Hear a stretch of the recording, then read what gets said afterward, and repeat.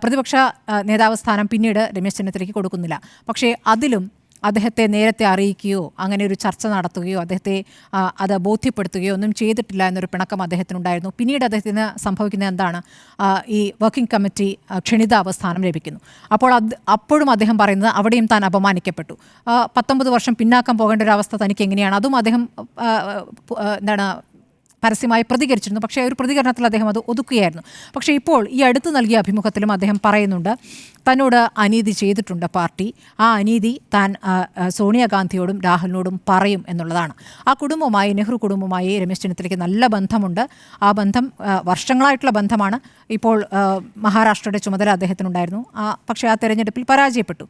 നമുക്ക് രാഷ്ട്രീയമായി നോക്കുമ്പോൾ ഒരു പരാജയപ്പെട്ട നേതാവും ഇവിടെ വിജയിച്ചു നിൽക്കുന്ന നേതാവും എന്ന നിലയ്ക്ക് വേണമെങ്കിൽ ആ രൂപത്തിൽ ഇപ്പോഴത്തെ പ്രവർത്തനങ്ങളെ വിലയിരുത്തേണ്ടി വരും. അങ്ങനെ നോക്കുമ്പോൾ വി ഡി സതീശൻ ഇവിടെ ഉപതെരഞ്ഞെടുപ്പുകൾ വിജയിപ്പിക്കുന്നു.